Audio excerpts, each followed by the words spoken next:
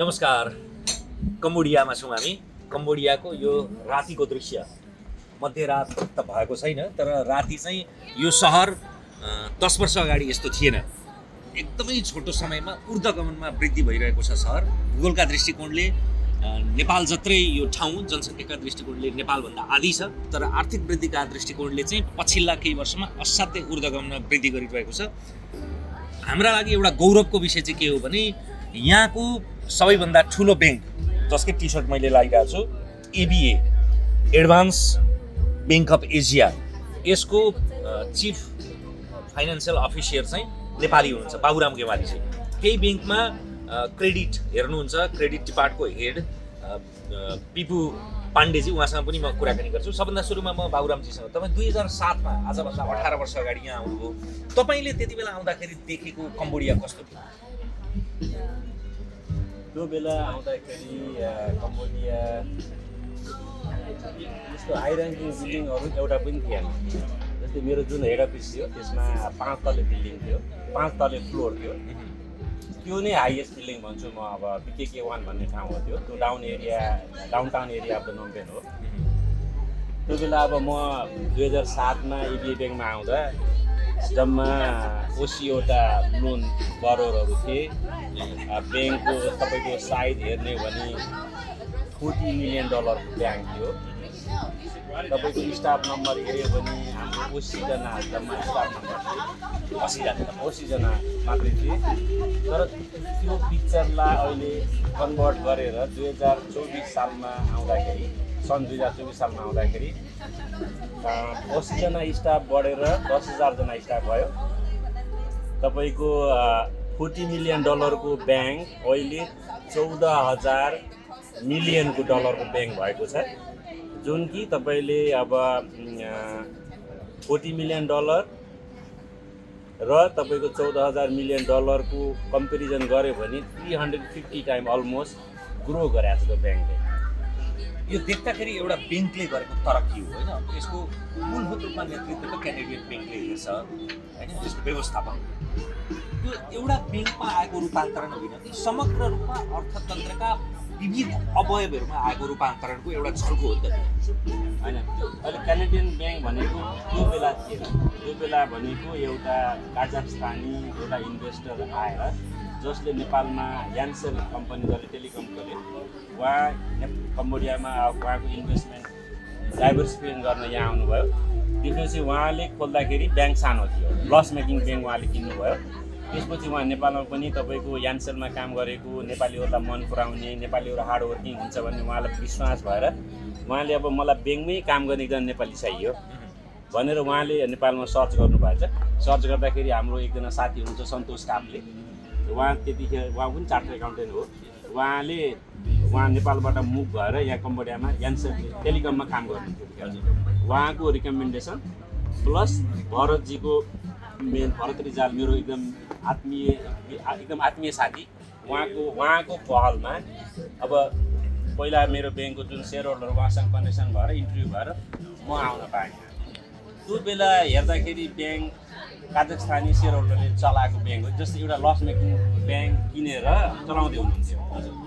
अब त्यसपछि गएर अब म आउँदाखेरि जम्मा तपाईँलाई भनिहालेँ, अब एउटा ब्रान्च थियो, 80जना स्टाफ थिए, $40 मिलियन को ब्याङ्क थियो। आउट अफ 40 मिलियनमा पनि जम्मा 20 मिलियन क्यापिटलै थियो, 40 मिलियन तपाईँको डिपोजिट थियो, 20 मिलियन डिपोजिट थियो। यति सानो ब्याङ्क। अब नेतृत्व भनेको जस्तै अब त्यो काजाखस्तानको जुन सेयर होल्डर हुनुहुन्थ्यो उहाँ यस्तो अब ओपन हार्टेडमा आए, ओके बाबु, you have to work, you have to give the productive, this is the productivity you have to give, and you have to perform from your side. There is no any control from our shareholder point of view. You have to move forward. भने उहाँले यति एउटा आत्मविश्वास दिनु हो कि ताकि हामीले काम गरेर त्यो लस मेकिङ ब्याङ्कलाई तपाईँ 2010मा हामीले just token of the profit भनेर हामीले जस्ट जम्मा $40,000 को प्रफिट बनायौँ।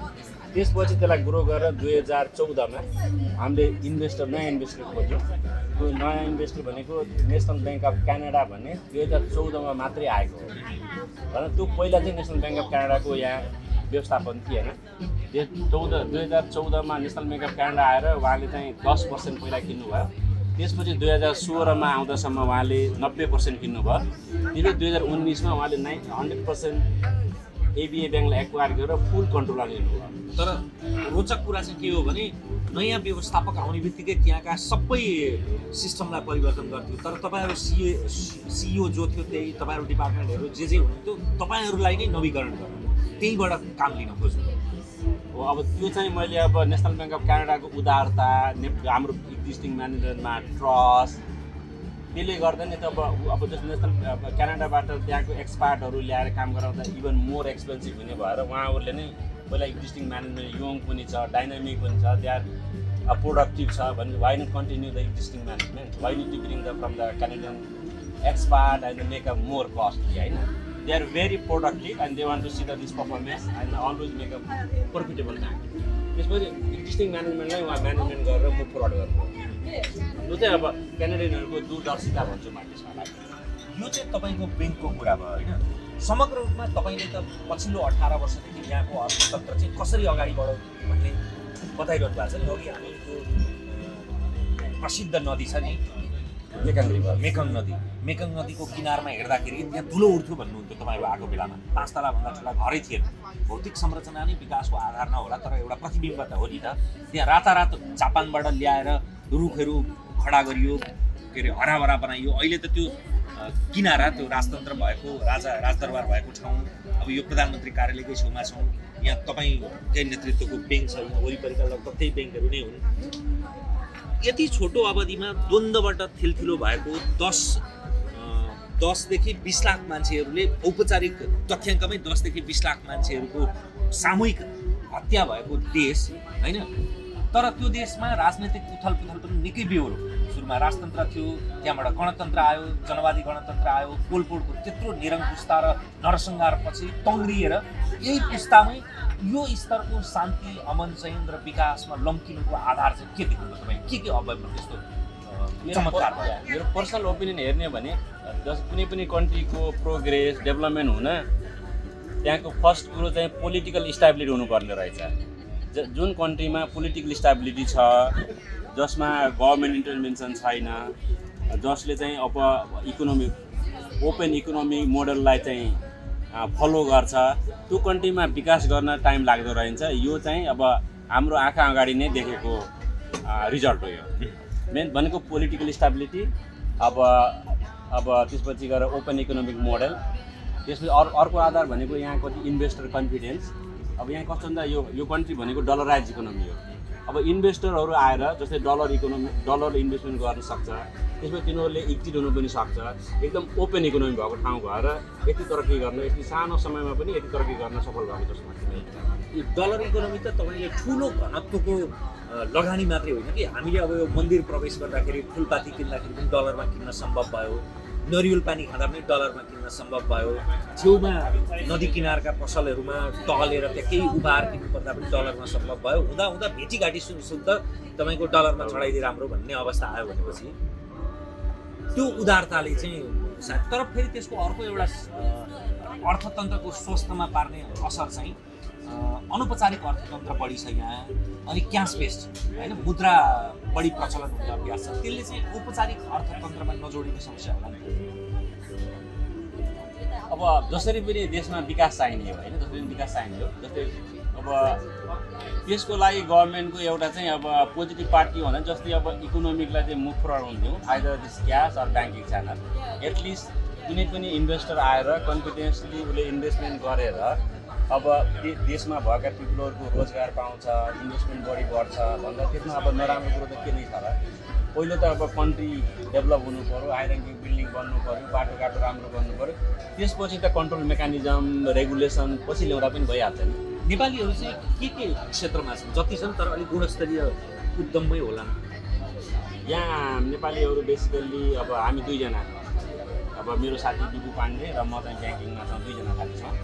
त्यसपछि टेलिकम बिजनेसमा हुनुहुन्छ, त्यसपछि आइएनजिओ सेक्टरमा हुनुहुन्छ सर्टेन साथीहरू।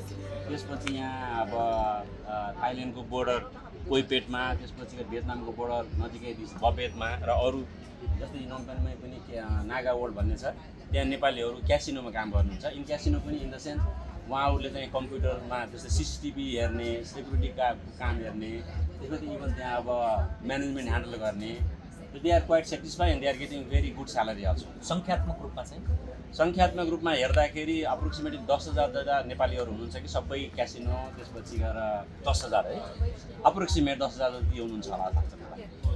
कति त 1000 जति मात्रै हुनुहुन्छ, तर त्यो चाहिँ कतिपय चाहिँ क्यासिनोमा मात्रै होइन, त्यो चाइनामा आधारित भएर त्यो पिटिङ सिटिङ अनि के अरे गैर कानुनी काममा पनि हुनुहुँदो रहेछ। कहिले त्यो पक्राउ परेपछि त्यो सूचना संसार बाहिरिन्छ। त्यो चाहिँ अब नेपालको जुन छ नि त्यो के भन्छ त्यो एजेन्सीहरू, त्यो मेन पावर एजेन्सीहरूले नेपालीहरूलाई अब ल्याउँदाखेरि कि अब हामीले सुन्न आएको कुरा, अब उहाँहरूले चाहिँ म क्यानाडा लैजान्छु भन्ने, त्यसपछि गएर त्यहाँ गएर खुसी जाइदिने, त्यसपछि गएर त्यहाँ मान्छेहरूलाई चाहिँ अब क्यानाडा लान्छु भन्ने 10 लाख 15 लाख रुपियाँ लिने, त्यसपछि क्यानाडाबाट कम्बोडिया ल्याएर एउटा ट्रान्जिट सेन्टर बनाएर यहाँ कति नेपालीहरूलाई अलपत्र पारेको पनि सुनिन्छ। इलिगल च्यानलबाट ल्याएको मान्छेहरू पनि हुनुहुन्छ यहाँ होइन, त्यहाँ त्यो पाउनु गर्छ। त्यो हामी नेपाली यानेरन सोसाइटीले उहाँहरूलाई पैसा उठाएर सपोर्ट गरेर यहाँ एकजना लालसिंह हुनुहुन्छ हाम्रो यानेरन प्रेसिडेन्ट, उहाँ थ्रु मान्छेहरू ब्याक टु नेपाल पनि पठाएका छौँ। अब अन्त्यमा तपाईँसँग जान्न चाहेको, तपाईँ नेपालमा हिमालयन ब्याङ्कमा पनि प्रारम्भिक रूपमा उच्च पदमै हुनुहुन्थ्यो, त्यहाँ काम गर्नुभयो, त्यस पछाडि अन्तर्राष्ट्रिय अभ्यासका रूपमा यहाँ आउनुभयो। सम्भवतः तपाईँ देश बाहिरका ब्याङ्किङ क्षेत्रको यो उपल्लो स्तरको मा अमलामा गर्न सकिने पात्रमा हुनुहुन्छ होइन, त्यो हाम्रो लागि गौरव पनि हो। हामीले यस्ता देशहरूबाट नेपालहरूले के पक्षमा कसरी अनुसरण गर्ने ताकि हाम्रो लागि त्यो लाभ हुन सकोस्? हाम्रो नेपालमा त बेसिकली हाम्रो जुन अहिले जुन ह्युमन क्यापिटल जुन फ्लाइट भइरहेको छ नि, ह्युमन क्यापिटल फ्लाइटलाई जसरी पनि रोक्नुपर्छ। अब हाम्रो नेपालमा अब ह्युमन क्यापिटल त्यहीँ पढे हुर्किए, त्यहाँ सबै लिनुपर्ने एजुकेसन लिएर रेडिमेड प्रोडक्ट भइसकेपछि उहाँहरू बाहिर गएर अरू देशको लागि गर्नुभएको छ। उहाँले किन आफ्नो देशको लागि किन नगर्ने? जस्तै मैले आफै काम गर्दा पनि मैले पनि कहिले कहिले सुतिरहँदाखेरि मलाई आफैलाई गिल्टी फिलिङ हुन्छ। जस्तै म नेपालबाट यहाँ आएँ, एउटा ब्याङ्कमा काम गरेँ, जस्तै $40 मिलियन को ब्याङ्कलाई मैले आज सब एनिवे मैले मात्र गरेँ, जस्तो टिमले गरेँ, त्यसलाई अब 14,000 मिलियन डलरसम्म हामीले पुऱ्यायौँ। अब अहिले वर्षको अब 150 मिलियन ट्याक्स मात्रै अब एउटा ब्याङ्कले गभर्मेन्टलाई तिर्छ। हाम्रा कभरका सबै ब्याङ्क जोड्ने हो भने त्योभन्दा बढी यसको आकार देखिन्छ होइन। हो तपाईँले सही कुरो भन्नु। जस्तै अब नोबेल ब्याङ्कै हेऱ्यो भने अहिले हाम्रो नेपालमा अब 4 अरब जति कमाएको देख्छु मैले त्यो फाइनेन्सियल स्टेटमेन्ट अनुसार। तर मेरै ब्याङ्कको अहिले एबिए ब्याङ्कको यहाँ कम्बोडियामा हेर्ने भने हामीले चाहिँ लगभग $300 मिलियन प्लस कमाउँछौँ। $300 मिलियन भनेको 30 करोड भयो। 30 करोड भनेको इन टर्म अफ डलरमा तपाईँको लगभग 40-45 अरब भयो।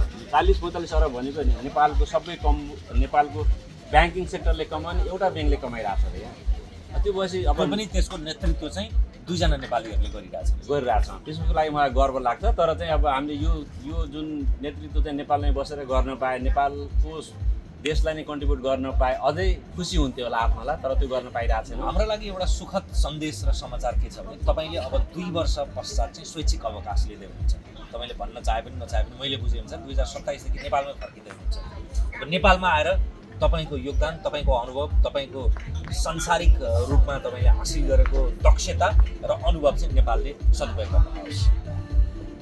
हुन्छ। अब म सोचिरहेको छु, अब मैले अब 2 वर्षपछि स्वैच्छिक अवकाश लिने भनेर सोचिरहेको छु। हेरौँ अब यहाँको म्यानेजमेन्ट टिमले पनि मलाई अब स्मुथली रिलिज गर्ला भन्ने सोचिरहेको छु। गएपछि डेफिनेटली अब देशकै लागि काम गर्ने हो, देशकै लागि मार्ने अब समय। हस्, यो न्यानो आर्थिकता, यो सूचना, यो सन्देश र यो यहाँको अनुभवका लागि शुभकामना।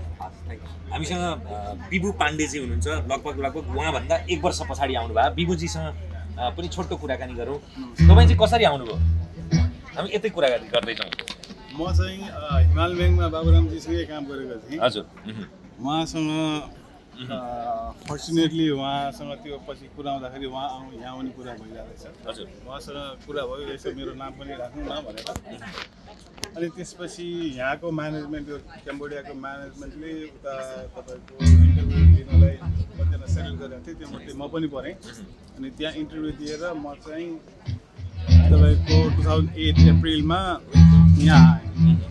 यहाँ आएर यहाँको चाहिँ अब क्रेडिट डिपार्टमेन्ट जस्तो उहाँको काम गरे तपाईँ पनि हिमालयन ब्याङ्कमा हुनुहुन्थ्यो उहाँको काम गरेर यहाँको काम गरेमा तात्विक रूपमा चाहिँ के अन्तर हुँदो रहेछ उहाँको काम गरेर यहाँको काम गरेमा अब यहाँ भनेको मेन कुरा भनेको काम हो गर्ने के हो काम रेस्पोन्सिबिलिटी हो भने काम पुरा गर्नु पर्यो बिहान 8 बजे छ बेलुका 5 बजे 8 बजे आएर 5 बजे जाने त्यो रुटिन मात्रै पुरा गरेर हुँदैन आउन 10 बजे आउनु 2 बजे आउनु अप्सन नआउनु तर आफ्नो रेस्पोन्सिबिलिटी जहिले जुन टाइममा गर्नु पर्यो त्यो टाइममा पुरा गर्नु that's enough that is the main thing what I understood here आफ्नो रेस्पोन्सिबिलिटी काम गर्नु पर्यो टाइममा खालि ब्युरोक्रेटिकली त्यो टाइम देखावटी रूपमा होइन तपाईँले हाजिर गर्ने हायरार्की गर्ने यो सेयर भन्ने कुरा तपस्याका कुरा हुन् मूल मेन अफ एक्सन मूल कुरा भनेको एक्सन जे कुरा बोल्छ त्यो चाहिँ सबभन्दा ठुलो कुरा चाहिँ त्यो हो हाम्रो लागि गौरवको कुरा हो तपाईँहरू कम्बोडियामा एउटा संसारकै ठुला मध्येको एउटा ब्याङ्कको नेतृत्व तहमा हुनुहुन्छ हामी सक्षम छौँ एउटा भनाइ नै छ कि हामी इन्डिभिजुअली एक्सिडेन्ट कलेक्टिभली फेलियर भने जस्तो तर यहाँ हुनुभएपछि त्यो हाम्रो लागि पनि गौरवको गरिमाको विषय हो यहाँहरूले यो कृति फैलाउँदै गर्नुहोस् समय र सम्वादको लागि यहाँलाई हामीसँग हुनुहुन्थ्यो विभु पाण्डे र यस अगाडि हामीले कुराकानी गऱ्यौँ बाबुराम गेवालीजी उहाँहरू दुवैजना मैले टी सर्ट पनि लगाएको छु एबिए एडभान्स ब्याङ्क अफ एसिया पल्लो तहमा हुनुहुन्छ यहाँ आएको समयमा यो संयोग चाहिँ एनआरएनए एसिया पेसिफिक गैर आवासीय नेपाली सङ्घ के अरे प्रशान्त एसिया प्रशान्त क्षेत्रले चुराएको तर उहाँहरूसँगको भेट चाहिँ मेरा अनन्य मित्र भरत रिजालजीले त्यो समन्वय र पुलको काम गर्नुभयो र यो 33 तलामाथिबाट झन्डै मध्यरातको सङ्घारमा तपाईँहरूसँग छायाङ्कन गरेर यहाँका शब्दचित्रहरूलाई देखाउने प्रयत्न गरिरहेका छौँ कुशल छायाकार मेरा मित्रले अहिले देखाइरहनु भएको छ यतापट्टि यो प्रधानमन्त्री कार्यालय त्यसै गरी यो देखिरहेको चाहिँ यहाँको क्यानाडियन ब्याङ्क हो यो सडकहरू एकदमै लामो राम्रा चुस्त व्यवस्थित छ यो चाहिँ फ्रेन्च साम्राज्यको पालामा उनीहरूले बनाएको हो भियतनामले पनि केही समय शासन गरेको थियो जापानको चीन अब अहिले त चीनले चाहिँ एकदमै ठुलो आशीर्वाद दिएको जस्तो छ यहाँका ठुला भवन संरचनाहरू चीनको लगानीमा बन्या हुन् त्यही पनि राजनैतिक रूपमा चाहिँ यो स्वायत्त छ स्वतन्त्र छ राजतन्त्र पुनर्स्थापित भएपछि यो संवैधानिक राजतन्त्र झन् बढी लोकप्रिय छ नरोत्तम सियानकका छोरा अहिले यहाँका राजा छन् एक प्रकारले समन्वयका रूपमा तरक्की गरिरहेको छ यहाँको पर्यटनको कुरा गर्ने हो भने 2025मा यही वर्ष 75 लाख पर्यटक यहाँ भित्राउने लक्ष्य दिएको छ यो शब्दचित्रमा यहाँहरूलाई यो दृश्य पुर्याइरहँदाखेरि हामीलाई पनि एउटा देशले द्वन्द्वबाट ठुलो भएको देशले कति छिटो तङ्गिएर अगाडि बढ्न सक्छ कम्बोडिया भन्ने बिम्ब चाहिँ यहाँको खमेरुज पार्टी अनि सँगसँगै पोलपोटसँग जोडिन्थ्यो तर त्यसको केही दशकमै यसरी आर्थिक प्रगति गर्न सक्छ भन्ने प्रतिबिम्ब चाहिँ यसले देखाउन सफल भएको छ त्यही कुरालाई यहाँहरूसँग शब्दचित्रमा देखाउन सकौँ